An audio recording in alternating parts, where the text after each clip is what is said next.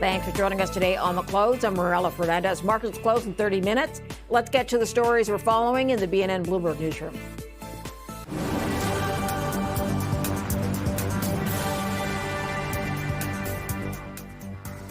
There are several reports Iran may be nearing a potential peace deal with the U.S. Both sides are working, they say, towards a short-term, one-page memorandum, with negotiations appearing to gain momentum after a pause in U.S. military activity in the region. Officials expect a response from Iranians on key issues within the next couple of days. Neither the White House or the State Department has publicly confirmed the details. Airbus has secured its biggest ever order of Canadian-made planes. The deal will see AirAsia buy 150 Airbus A220 aircraft and will provide a boost for Airbus's manufacturing site in Quebec. The transaction will also increase backlog by about 33%. Prime Minister says the multi-billion-dollar deal further cements Quebec as one of the key global hubs for commercial aircraft production. Since 2016, Airbus's Canadian workforce has more than doubled. You've harnessed world-class Canadian talent across engineering, computer science, aeronautics, and including through deep collaborations with our institutions, including McGill, University of Waterloo, many others. This facility, this Mirabel facility, is a cornerstone of that success. The parliamentary budget officer says Ottawa's spring economic update leaves questions unanswered, highlighting the federal government's lack of transparency on details on spending targets and results. The budget watchdog says the update provided some metrics on progress, but few mentions of specific objectives, including when strategies laid out in the last budget will start to show results. In an interview with BNN Bloomberg's Amanda Lang, the finance minister, François-Philippe Champagne, says the fundamentals are there, but there's still more work to be done.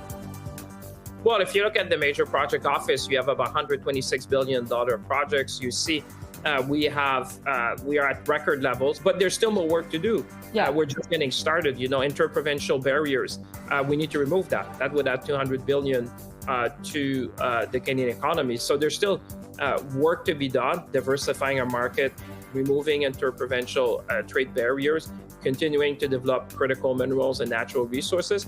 But I would just say that what you saw in the numbers, this is not an old story. Tune in to Taking Stock with Amanda Lang, Friday, 3 p.m. Eastern, to see the full interview as Minister Champagne outlines the plan to get back to balance.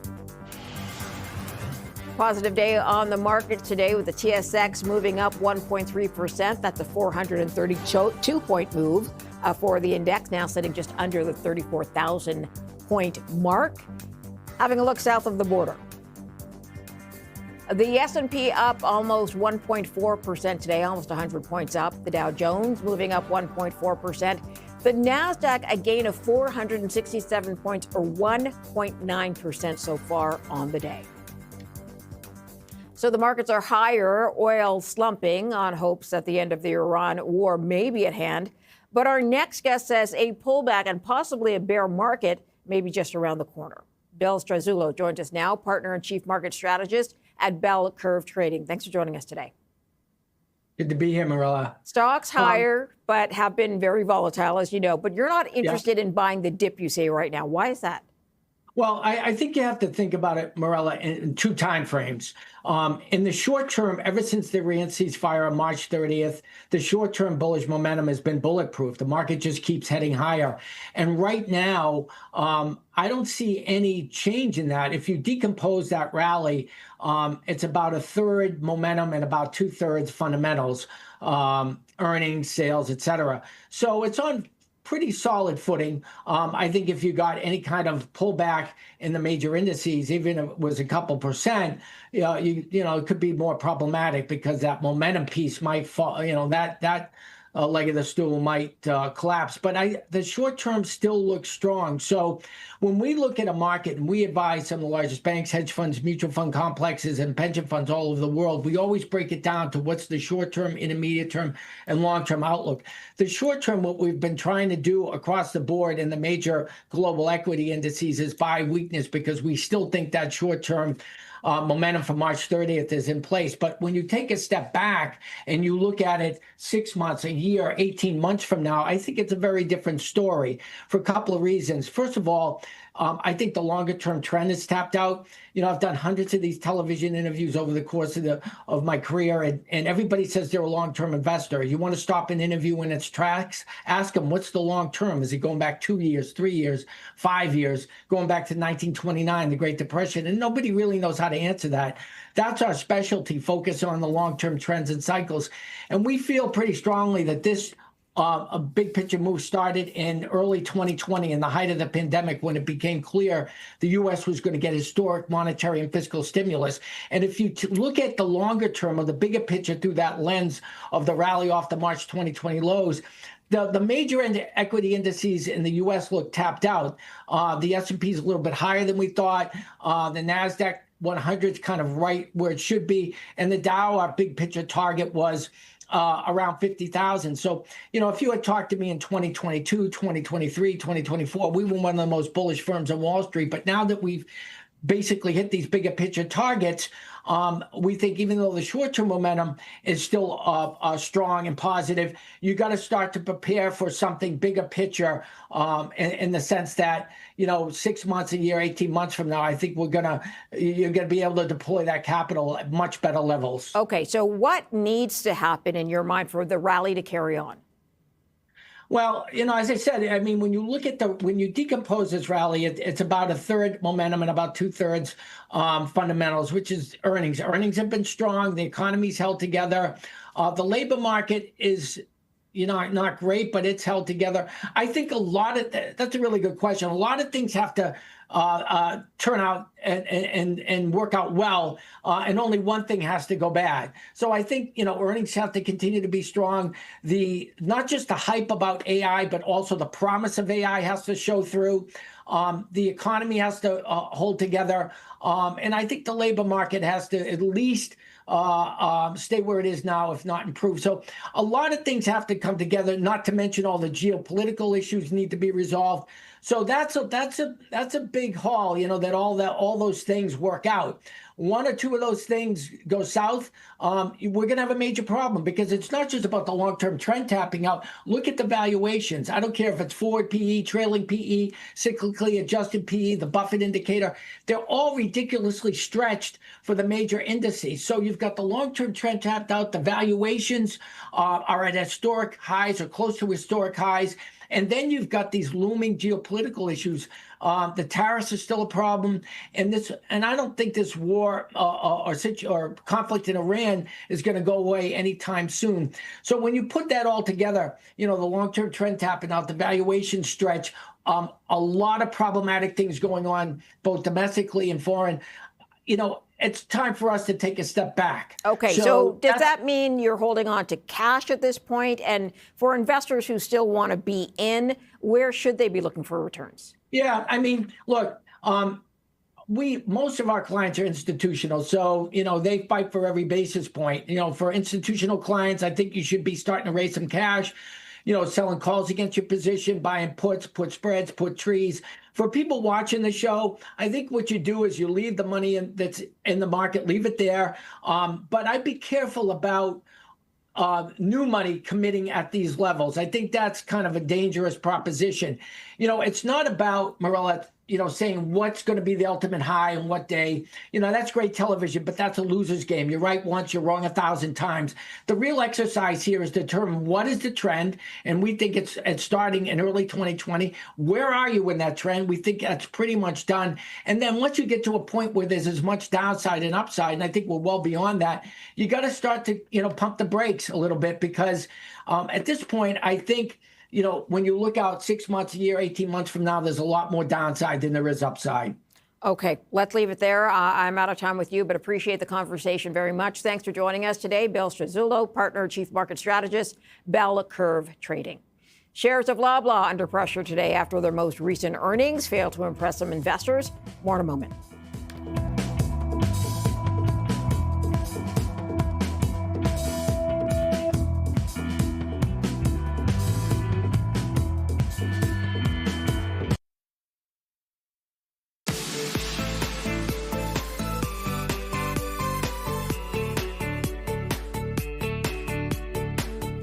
shares of Loblaw trading lower today after the company posted its first quarter earnings. Here to break it down with us is Bruce Winder. He is president of Bruce Winder Retail. Thanks for joining us today.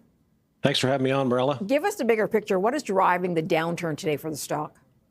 Yeah, it's a good question. It's a bit of a mystery because when I look at the numbers from the quarter, they were really positive. Retail revenue was up 4%. Food comps were up 2.5%. Drug comps were up 4%.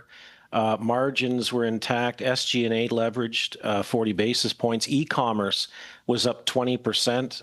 Adjusted EBITDA was up 6.5%, and dividend was up 10%. So it's a bit of a mystery, Morel, as to why the stock is down today. Yeah, we have to remind people, Loblaw, besides owning Loblaws, also owns No Frills and Maxi and Shoppers Drug Mart as well. That's right. Discount stores seem to be doing a lot of the heavy lifting here. They're doing pretty well. How do you think Loblaws will continue to make that work?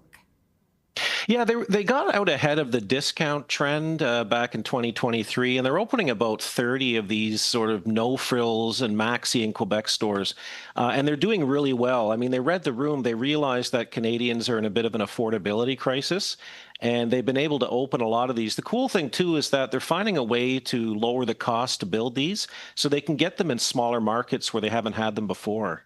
Let's talk about pharmacy, healthcare, drug sales. They're doing well and positive numbers on those fronts. Is there any specific reason you see behind upticks in both of those categories? Well, I know that GLP-1 prescriptions have went through the roof, and they've benefited that definitely within their drugstore. They've also have expanded services and new formats in a number of markets. And to your point, on the service side, pharmacy and healthcare services were up 6.7%.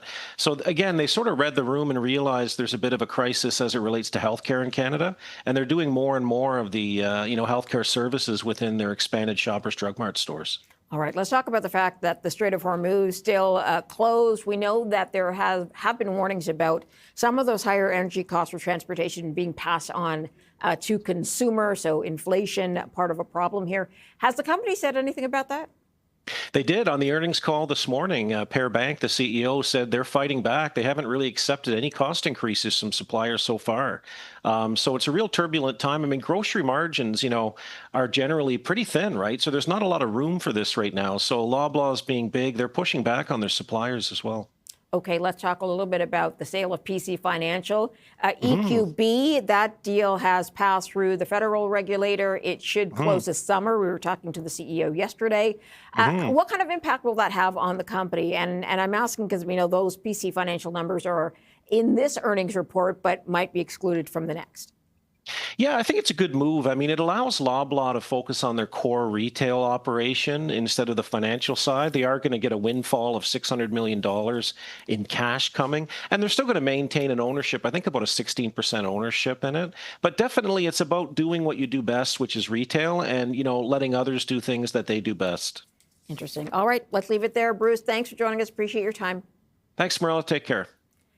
After the break, Disney's second quarter earnings beat estimates. Details in a moment.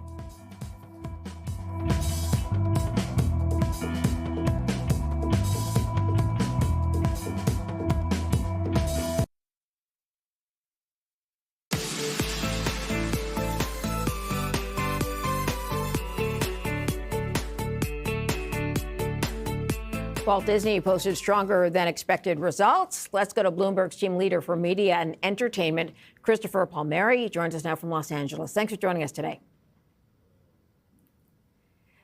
Revenue gains at resorts for Disney, but more importantly, streaming is doing well. It struggled for some time. What gave streaming an edge this time around?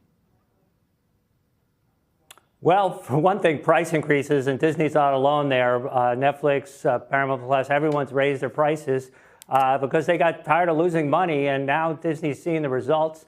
Their streaming business is making a lot more money, and they're getting the margins they want to. Also, some pretty successful movies that keep people subscribing and want to watch.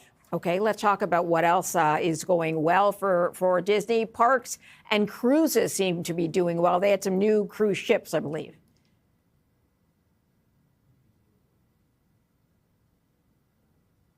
Can you hear me? Okay, we may have lost our connection. We'll try and re-kick connect with him if we can.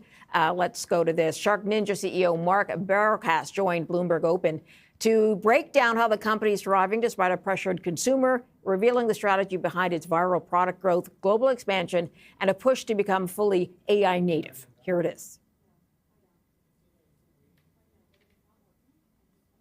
The consumer right now is clearly under pressure. I mean, as you talked about, gas prices are up and it's a challenging time for everyone. But I think the growth that we're seeing is testament to our innovation, our performance, our quality, our value, that is really exciting consumers. I mean, our products are a lot of, very basic household products. I mean, consumers still have to vacuum and they still have to cook for their families and they still want to look beautiful and they still want to get excited about them. And so for us, we really look at it as the consumer has a certain amount of discretionary spend.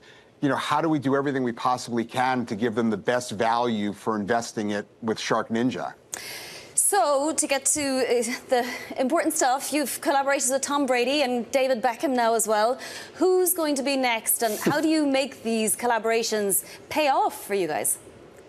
Well, Vani, I guess let's start with, the first quarter, we delivered our 12th consecutive quarter of double-digit growth as a U.S. public company. Our business grew nearly 16% on the top line, nearly 18% on the EBITDA line. And so, there's strong demand for Shark and Ninja products. It's driven by our disruptive product innovation. We're in 39 different product categories. We're selling in 30 different countries around the market, around the world. And for us, Vani, to the point that you're bringing up, we create demand through what we call a demand pyramid. We kind of look at celebrity partners that we work with. We look at macro influencers. We look at micro influencers. But we also drive the organic flywheel. What's so exciting is you take a product like our Shark Chill Pill that just launched. It's already gone into the cultural zeitgeist.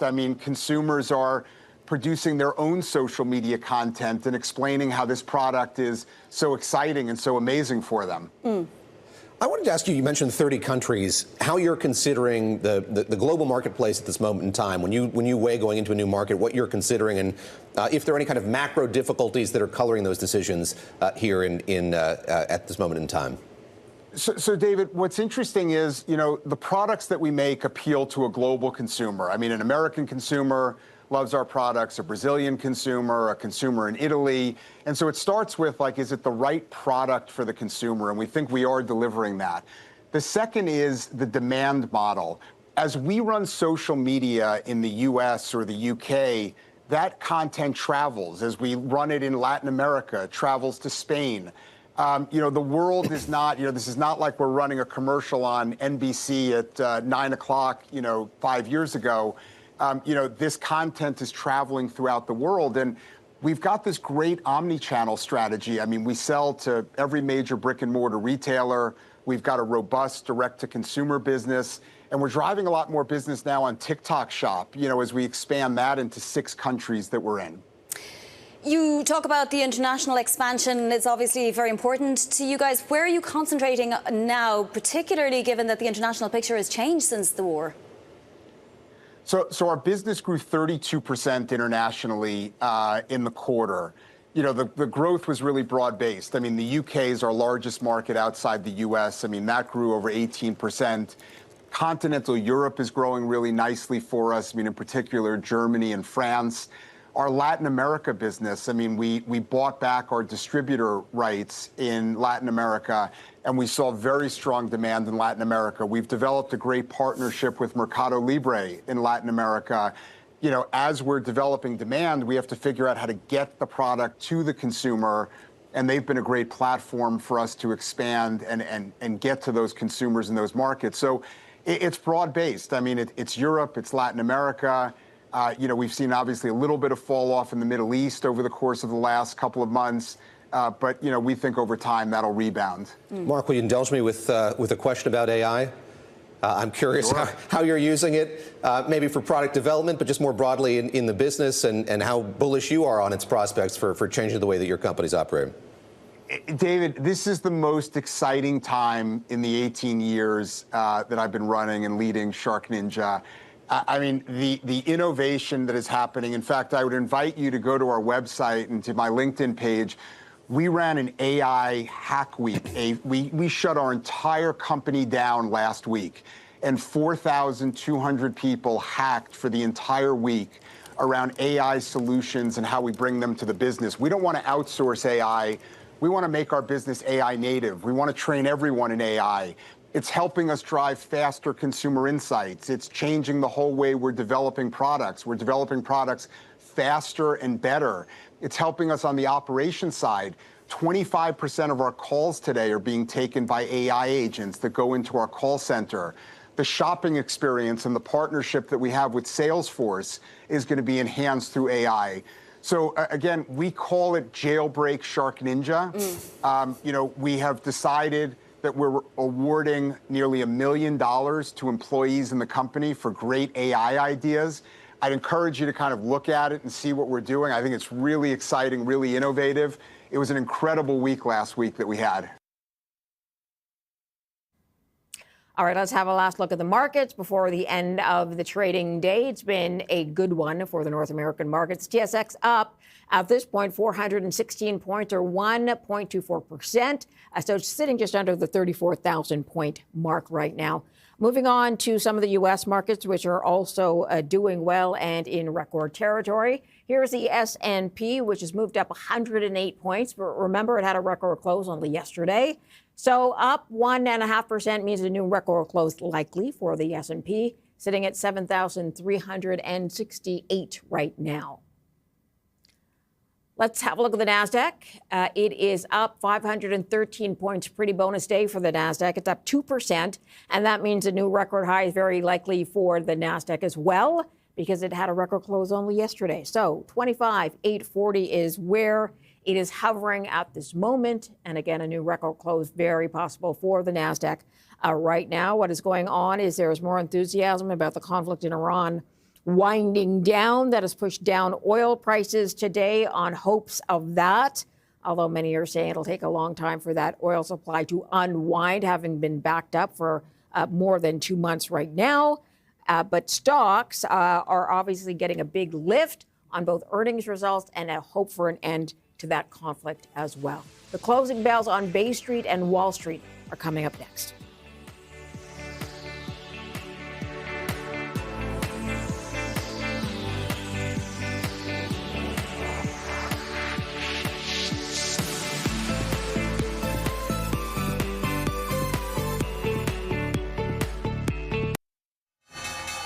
Here are the closing bells for the end of the trading day. At the NASDAQ, Riello is ringing the closing bell. In New York, No Kid Hungry doing the honors. You're watching the close on BNN Bloomberg. I'm Morella Fernandez. Here's how we ended the day on Bay Street and Wall Street.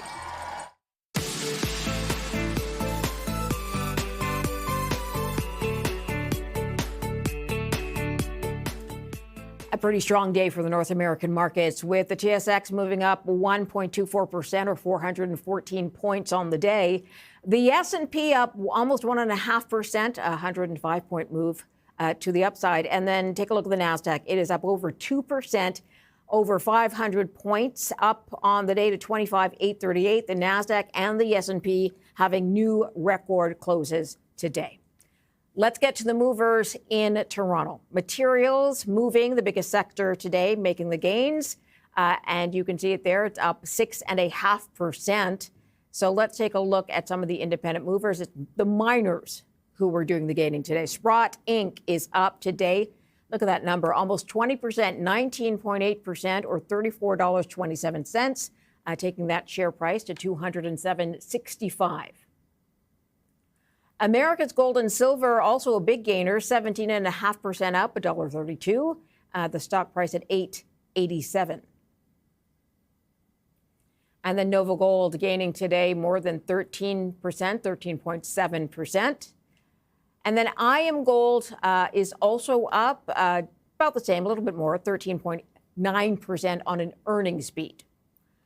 Let's move to the red. It is energy stocks that are moving down today on news or hope that the conflict in Iran will be over. Vermilion Energy, almost 13% down, or $2.40 loss per share to $16.16.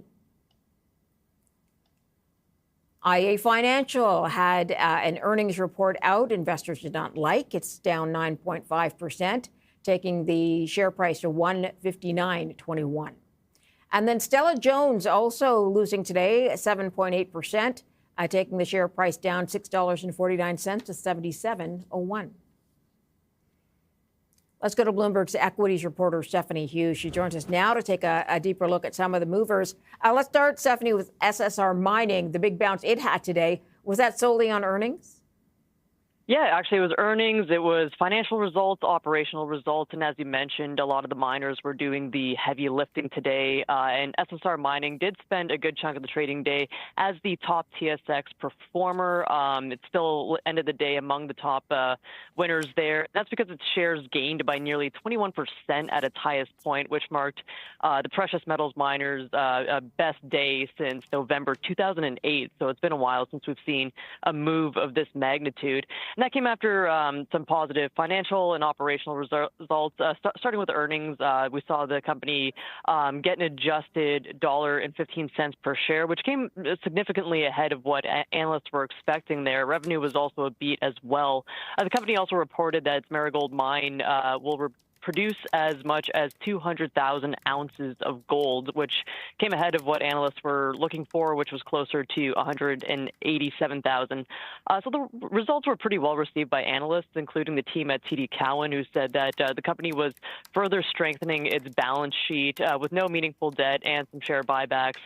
They added that SSR Mining remains well positioned as one of the simpler America's-focused producers with a war chest to potentially acquire growth in the company. So it's that strong financial, operational showing with a potential for further growth that's really giving it this double-digit rally today, Morella. Okay, let's get to the other side of things. IA Financial in the red. Did it miss on earnings today?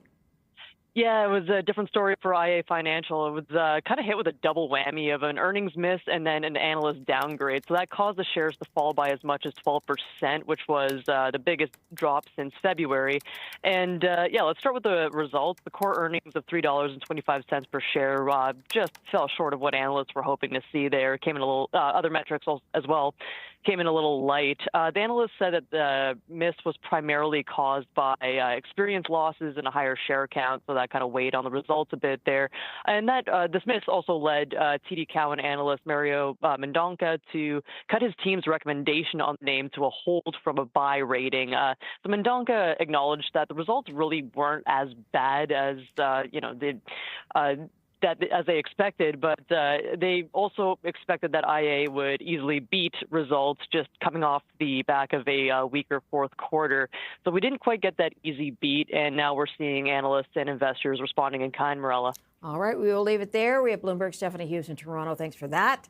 Let's go to movers south of the border. Bloomberg's Avalon Purnell is joining us in that market. All right, Avalon, AMD reported last night. Clearly, investors liked what they saw. Tell us more about it. Absolutely. AMD closed up 19% to hit a record high after the company gave a pretty upbeat second quarter forecast, speaking to high AI demand across the board. It also reported a first quarter beat. And I think what was really worth noting is that Bernstein writing that despite the fact that there's already been a record rise in shares this year, they still think that the shares will probably continue to go up from here, even after such a run. Okay, let's get to Uber because Uber stock was on the move as well today. What happened there? Yes, Uber closed up 8.5% for its biggest one-day leap in a little bit over than a year. That's after the ride-hailing company forecast gross bookings and adjusted EBITDA for the second quarter that topped expectations. Also worth noting that analysts had a lot of really positive things to say. Jefferies writing that the faster-than-expected bookings growth, despite the macro headwinds and also winter storms, reveals potentially really strong execution and a pathway to long-term growth. Okay, we know that North Americans have been grappling with higher fuel prices, as many other parts of the world are, because of the conflict in Iran. Did they mention any of that in the Uber earnings call? And I'm wondering how that is working for their drivers. Absolutely. Management did call out to those gas prices and also increases in insurance, but they said that that has mostly been mitigated by robust demand from U.S. commuters and travelers, or generally helping to offset the impact from those geopolitical tensions in the Middle East. And generally speaking, their international customers have also still continued to use their services as well. Okay, let's get to Apple. They are hitting a record high today. What drove that? Yeah, so Apple closed up 1.1%. It hit its first record high since December. While nothing specific drove it higher, yesterday Bloomberg had an exclusive report that Apple will be letting users choose from a range of outside AI models to power features on its phones and other software. Some investors are taking this as a really positive sign of the company's AI strategy moving forward. There were definitely a lot of questions about that on the earnings call last week. Also worth mentioning that, as I said, just last week, Apple delivered a really surprisingly strong revenue forecast for the third quarter, despite warning that memory chip costs are going to continue to increase. So definitely looking good in Apple land. All right, we will leave it there. Bloomberg's Avalon Purnell, thanks for the update. Oil prices plunged and stocks rallied with hopes of an early end for the Iran war. More in just a moment.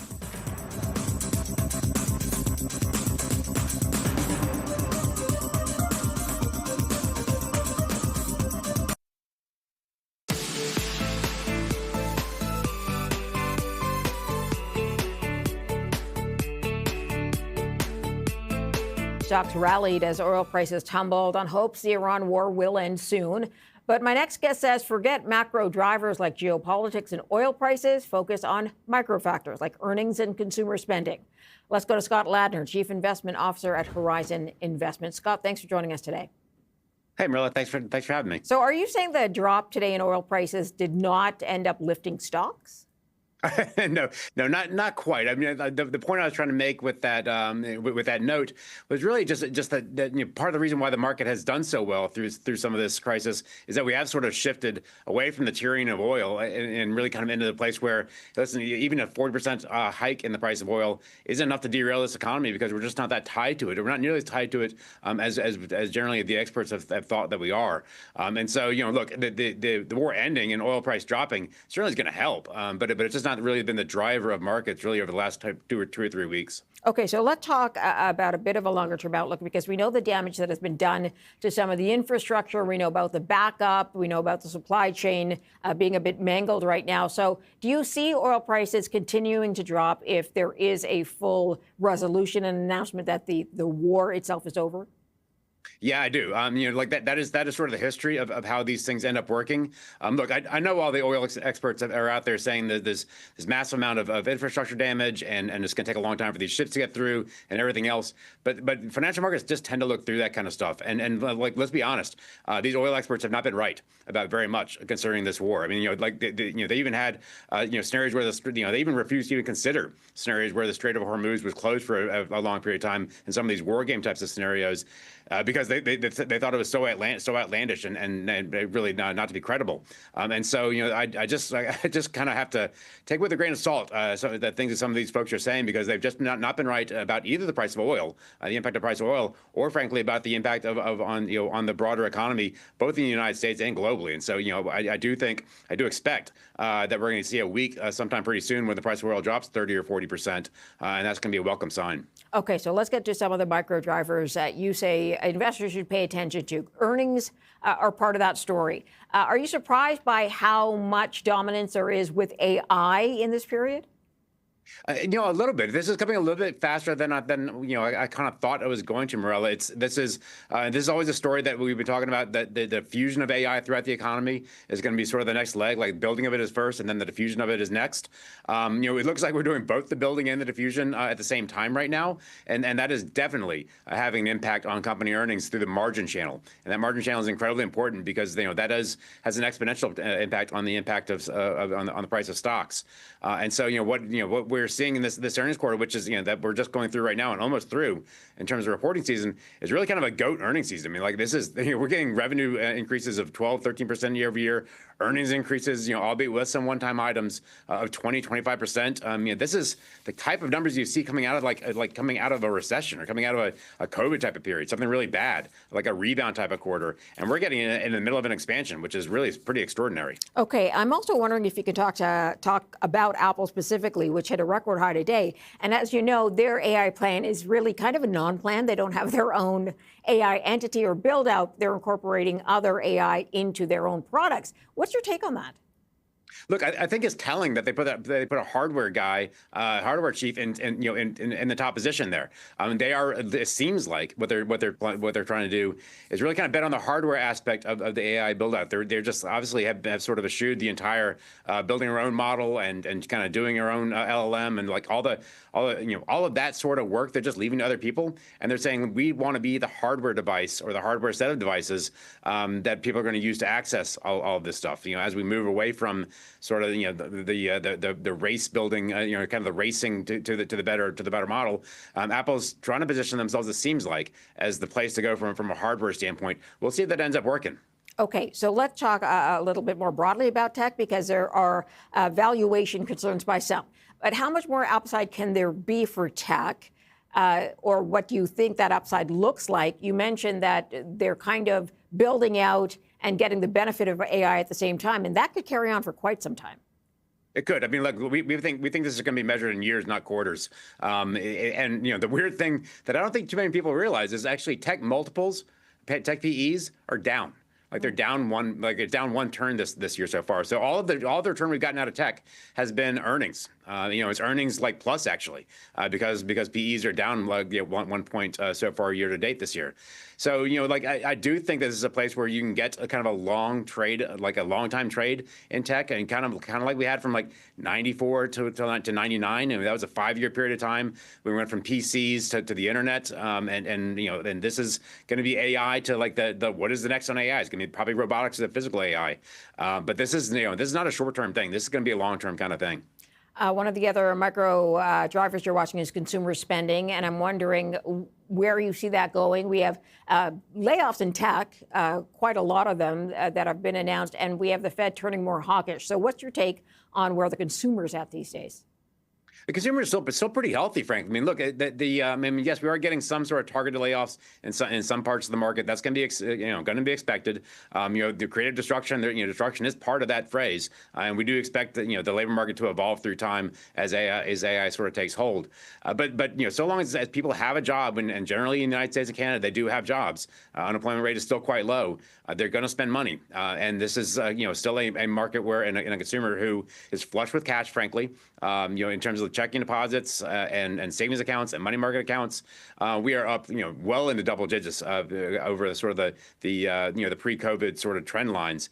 And so they not only have jobs and are getting good income and raises above inflation, but they also have this kind of hoard of cash that they're sitting on. And so, yes, it is more the top half of consumers that I'm talking about. But they're the ones that actually spend the money that drive the economy. So they're the ones from an economic standpoint that we really end up caring about.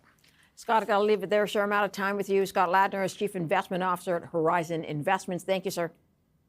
Thanks very much. Coming up, Pan American Silver shares moving higher after a strong first quarter report, but metal prices driving results. How sustainable is momentum? Back in a moment.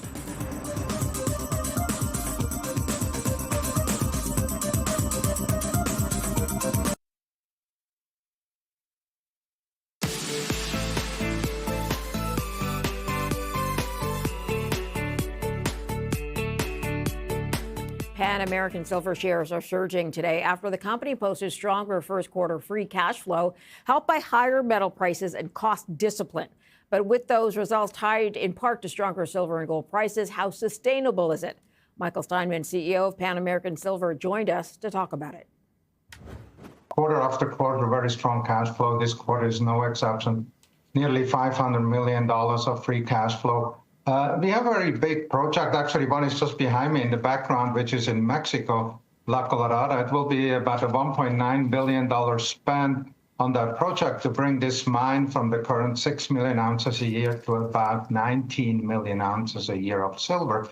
So there's a lot of growth coming, but we already have about $1.8 billion in cash and short-term investments. So it was time to increase our return to our shareholders, as you mentioned. We increased the dividend quarter after quarter and decided now this quarter to increase it with a big share buyback program as well, and will return just about $1 billion this year to our shareholders. So should investors expect buybacks and dividends to remain a part of the story moving forward? Absolutely. We're paying dividends since 2010 uninterrupted.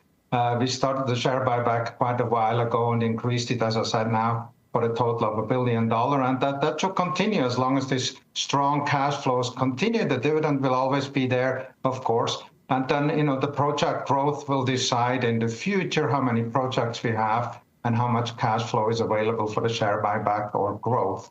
But definitely in this situation with this strong metal prices, absolutely possible to do both for us, large growth and large returns to our shareholders. How much of this quarter would you say benefited from the stronger silver and gold prices that we've been seeing? Well, it's a bit tough just to split it out because it's really a combination between strong production, very disciplined cost management, and then the high prices that really bring us to these big margin increases that we have seen now over the last few quarters. And that will continue. I think when you look at our cost, actually, they remain very, very low, especially on the silver side. So they have been quite flat. So without those costs flat, the production increasing, of course, the big margin comes from the high metal prices. But, we have been a very profitable company at $30 to $35 silver price. Of course, at today's prices, between $70 and $80. And this has a very, very big impact to our bottom line. And that's what you see in the strong quarter after quarter results. So then how sensitive is your business to any pullback in these prices if we were to see that? Well, I think, the cost right now on the silver side, we just showed all-in sustaining costs below $7. And that can be a bit variable depending on the byproduct credits.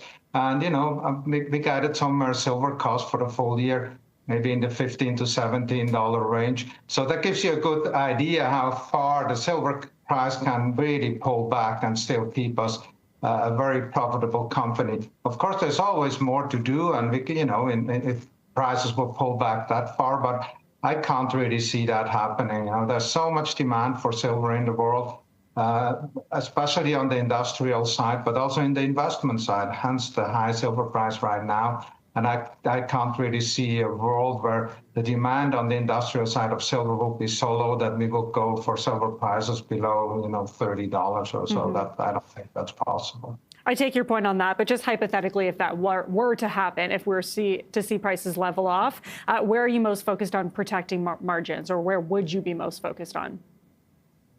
Well, our lowest cost mines are in Mexico, so that's no problem at all. If you look at a bit our higher cost operations further in South America, they obviously profit a lot on the gold prices that we have there, which is, in some places a byproduct. Silver doesn't occur on its own. You find silver with base metals and with gold together.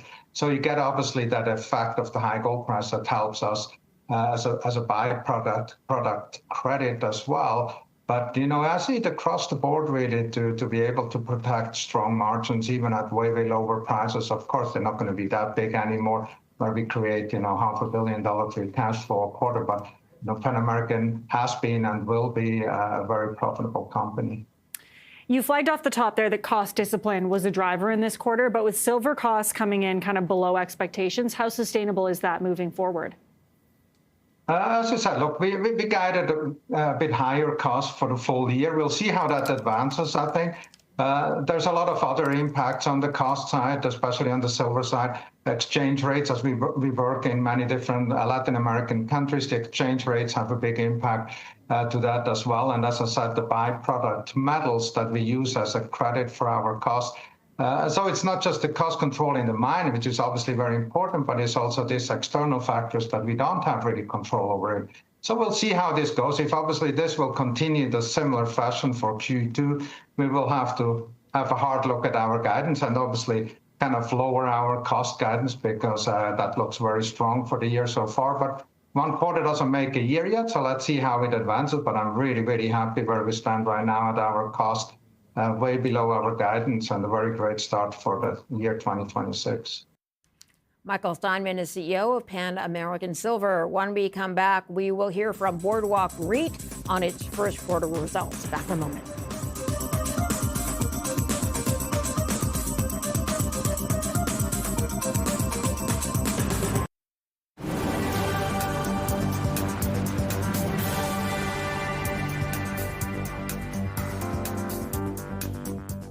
Here are the stories making headlines today. Loblaw down today over 5% or $3.43 a share after reporting results for the latest quarter.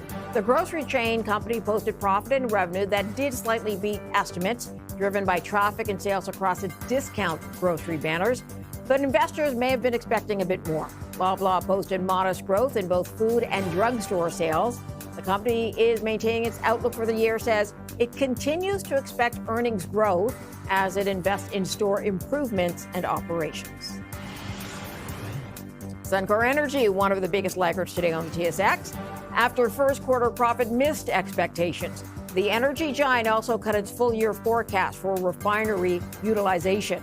Now on the upside, Suncor posted revenue that topped estimates and also reported record upstream production of over 875,000 barrels a day. Suncor also saw record refining throughput and refined product sales during the period.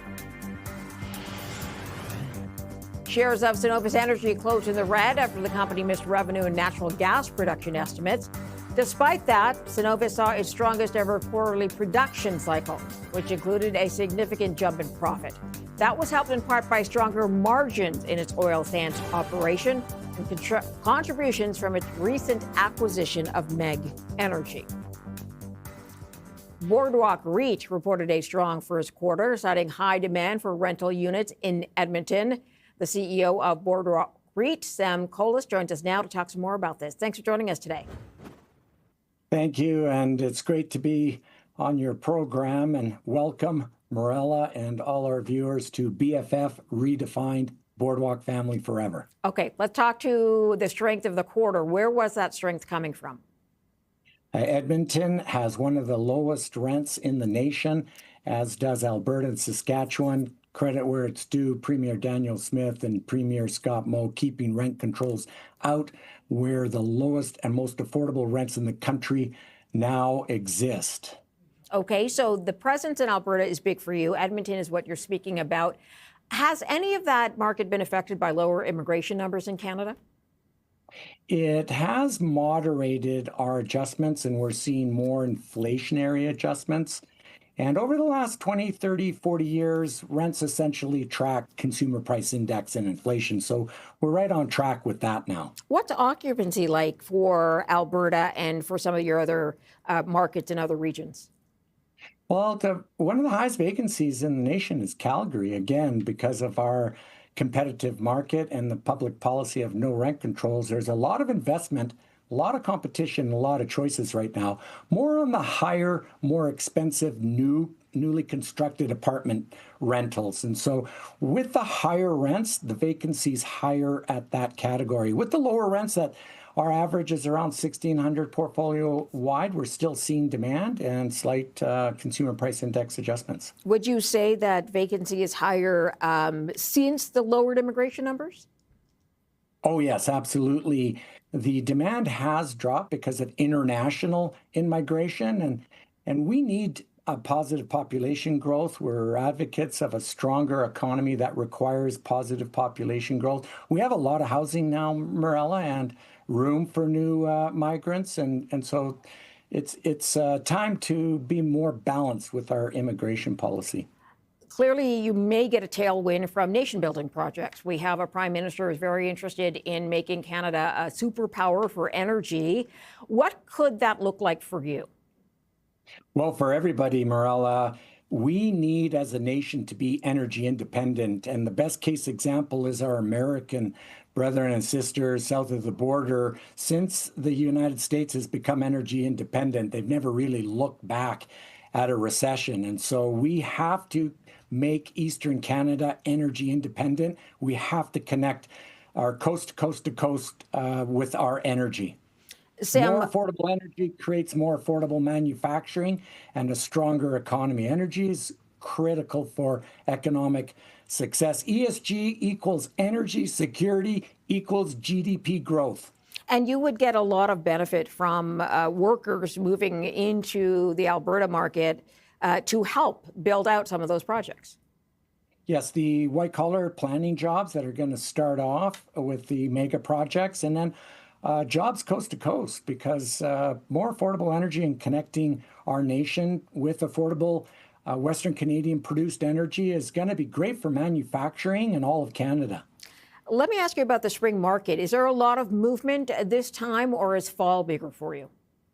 Yeah, the spring is very active because it's weather and seasonal dependent. You know, less folks move in the cold winter, January. So right now we're seeing a pickup in demand in inquiries and rentals. So we are seeing a stronger demand right now, yes. So because things have been changing over the number of years, probably more vacancies now, you mentioned, than before, do you have to offer incentives to renters these days?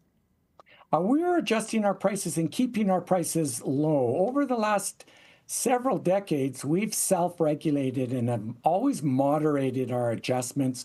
We're very resident family member focused. What's great for our resident family members is great for us as well. And so we have self-regulated, and as a result have kept our rents as low as we possibly can, our efficiencies as high as possible, and our turnovers as low as possible. That's our biggest expense.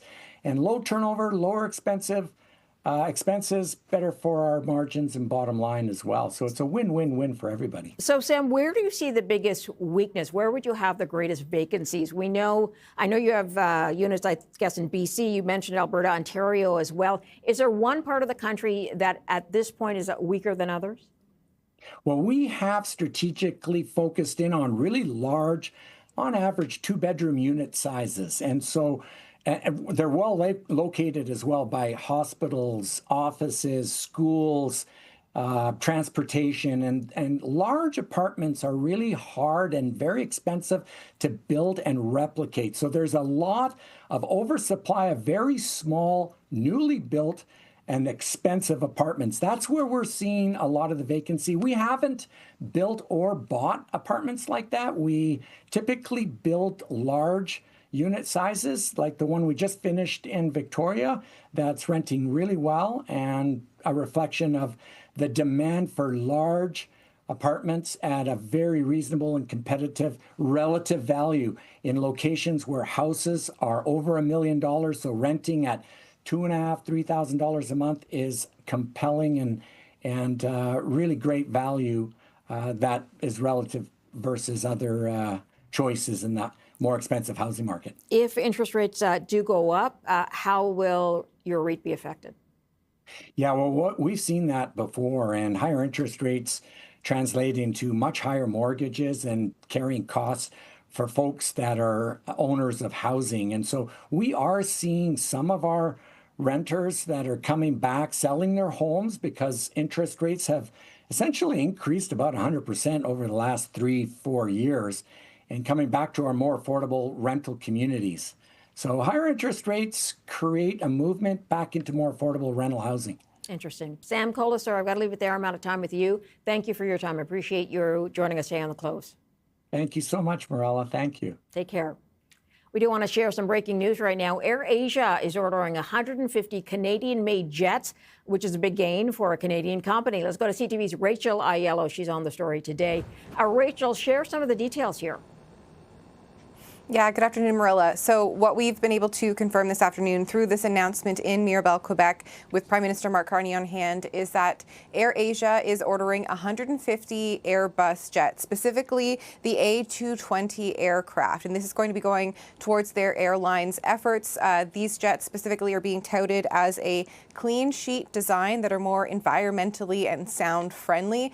So this is going to mean security and certainly all of the jobs in Mirabel, but also a lot of talk of knock-on jobs and gains for other sectors like steel workers, engineers, mechanics who could be benefiting from this massive investment. 150 of these aircraft are set to roll off the assembly line and onto runways for AirAsia. Okay, so we typically don't see the Prime Minister at big commercial announcements. Why was Mark Carney there today? Yeah, so the Prime Minister, his office indicating he was more than pleased to attend because what this commercial agreement is or signifies is the largest order of commercial aircraft in Canadian history. These specific aircraft are entirely Canadian designed and produced. So the Prime Minister was there obviously wanting to echo the importance of this announcement, but I think Marilla drive home how in his view this is a vote of confidence in the Canadian aerospace sector, talking about how this decision from AirAsia to invest in Canada now is coming at the right time, is coming as a signal that Canada is a place other countries want to invest. And I think the subtext here is probably in light of the Honda news we've been reporting all day, in light of more uncertainty in the auto sector over Honda's EV plant in Ontario. I'm sure the Prime Minister was more than happy today to be able to point to an example where there is international investment interest in Canada. Yeah, good news as opposed to the bad news. All right, CTV's Rachel Aiello joining us today. Thanks for that update. Thank you. Coming up, Cenovus has posted solid results after a strong quarter, but the bigger story may be pipeline access reshaping the outlook for Canadian crude. More in a moment.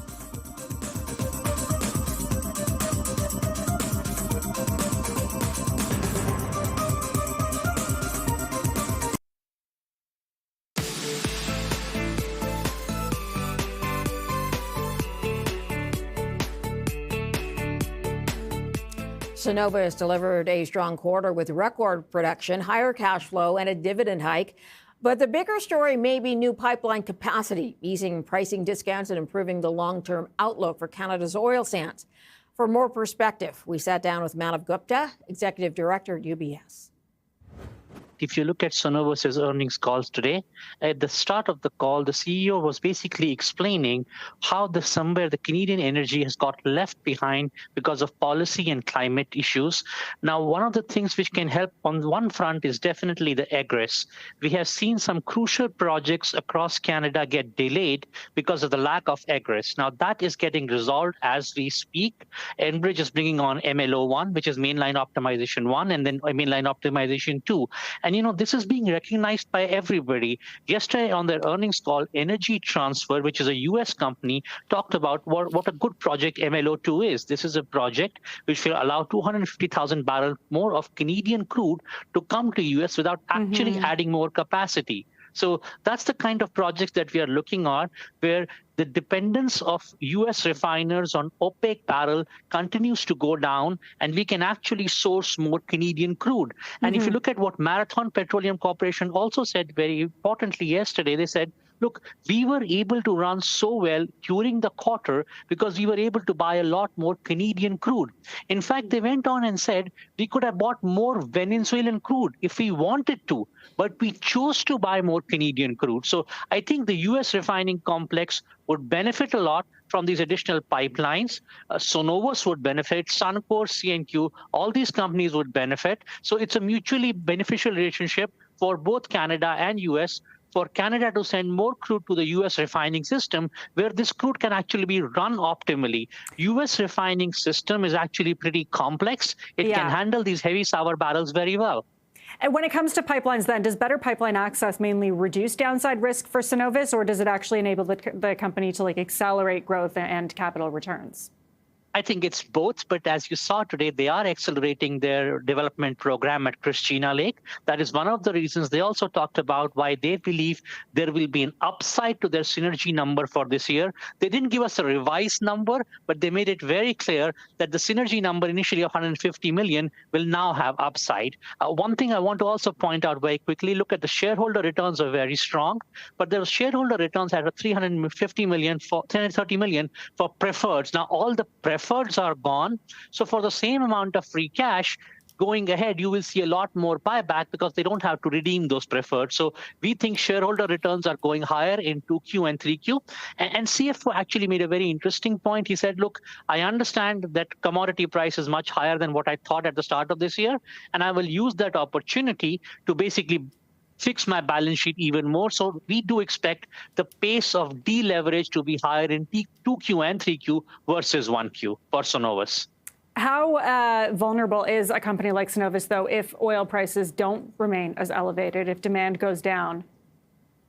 We think their break even somewhere is between $40 and $45. So they are very well insulated from what you're seeing. What you're seeing right now is windfall profits, and the company would be using some of these windfall profits to further lower their leverage. And leverage was anyways okay, but it moved up a little higher because they went for the MEG deal, and the benefits of MEG deal are all over Cenovus right now. So we view the MEG deal very constructively, and what these high prices are allowing you to do is Cenovus to move towards that $4 billion leverage target at a much faster pace than what we would have thought at the start of this year. To what extent did the MEG Energy acquisition contribute to the strong earnings report that we're seeing from Cenovus?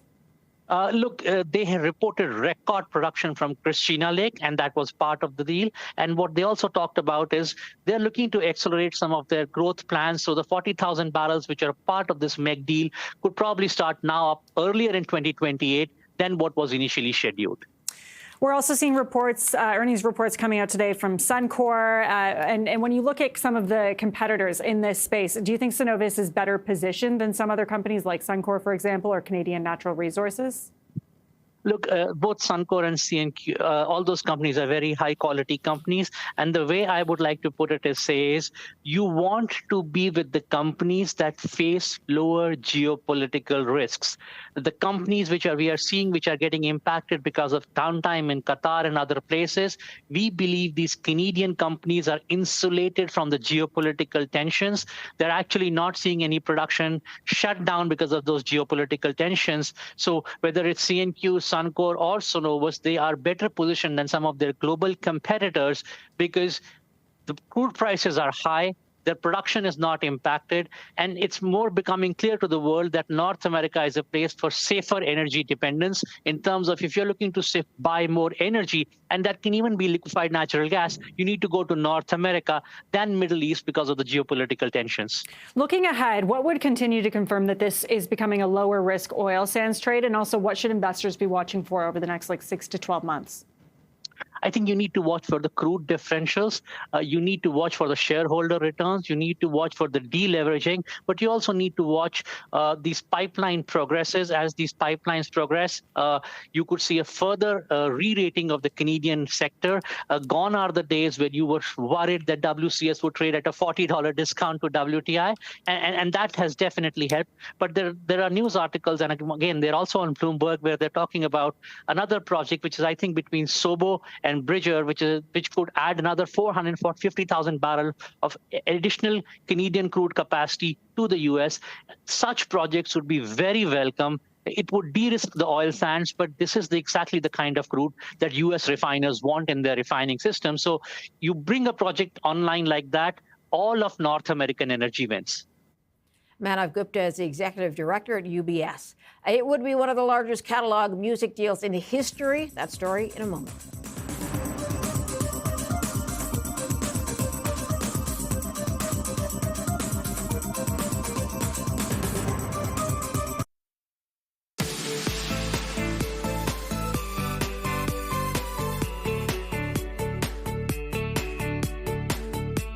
Sony Music said to be finalizing a deal to acquire a music catalog from Blackstone that would include works by Justin Bieber and Neil Young.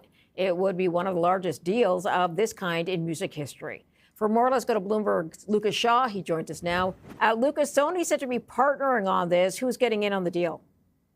It's a firm called GIC out of Singapore.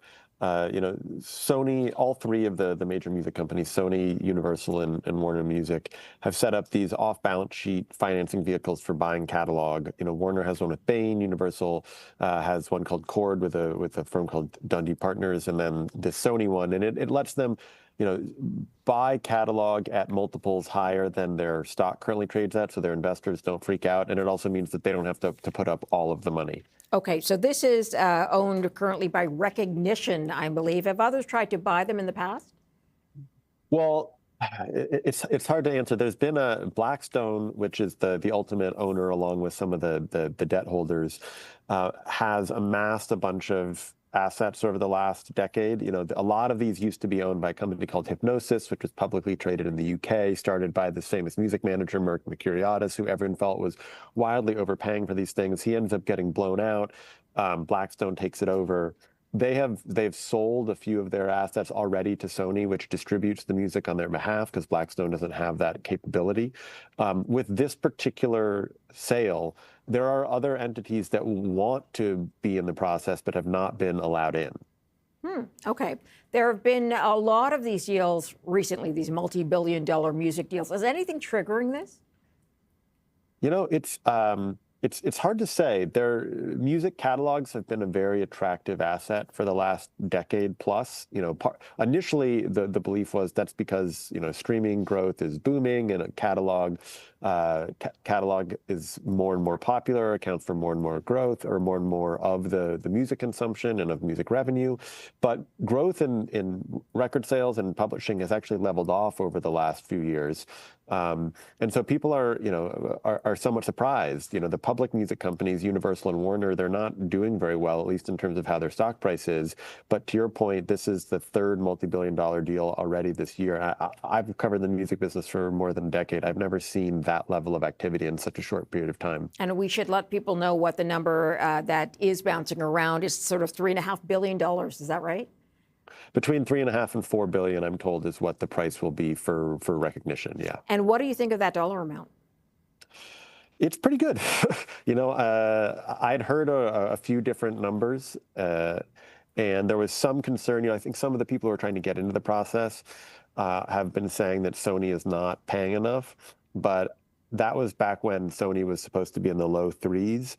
Considering what has been valued at over the years, if they can get 3.7, 3.8, that's a pretty good exit for Blackstone. All right, Bloomberg's Lucas Shaw with that update. Thanks very much, Lucas. Appreciate it. Thank you. A reported Honda pullback on an Alliston, Ontario EV plant has added pressure to Canada's auto sector. CTV's Mike LeCouture reports. The Honda plant in Alliston, Ontario was set to add 1,000 new jobs in a $15 billion expansion. According to a report out of Asia, Honda is shelving a plan to build an EV factory in southern Ontario. In a statement to CTV News, the carmaker said the content of the article was not released by Honda, and we have nothing to report at this time. The federal finance minister remains confident the plan isn't dead. The word that they used was to put that on hold, so we'll see what the future is ahead. The Conservative leader contends the Prime Minister's auto strategy is to blame for the plan not moving forward. He claims that we're going to replace 83% of our automotive sales to the U.S.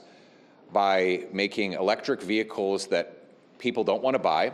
Mark Carney says the problem is the trade war with the U.S. Obviously, there's challenges with the U.S. tariffs, unjustified tariffs in the auto sector. We continue to work with companies in the sector. In February, the Japanese ambassador to Canada told CTV News expansion in this country is directly linked to the ability to export to the U.S. Private companies, that means they have to calculate to increase profit. So Kuzuma is very important part of the calculation. Some in the auto industry blame the Trump administration for removing EV incentives and mandates in the U.S. This is really about the Americans hollowing out the EV market and Honda having planned to serve that huge market from here. Flavio Volpe points out Honda isn't leaving Ontario. The company just isn't expanding. But even that isn't good news for the Canadian auto industry. Mike LeCouture, CTV News, Ottawa. Let's take a final look at how we ended the day on the North American markets. Pretty good one overall. The TSX up 1.24%, a 414-point move to the upside today. The S&P 500 has a 105-point move up, or 1.46%, and that is a new record close, beating a close of only yesterday. The Nasdaq 512 points up on the day. That's over 2%, and another record close for the Nasdaq, which is tech-heavy, as we know. Tech's been doing well on earnings. Part of this comes from the weakness in energy. Having a look at West Texas Intermediate, if we can pull that up. It is down to 96.16, so down almost 6% today on hopes that this Iran conflict will finally be over. That does it for the close today. Thanks for joining us, and we will see you back here again tomorrow.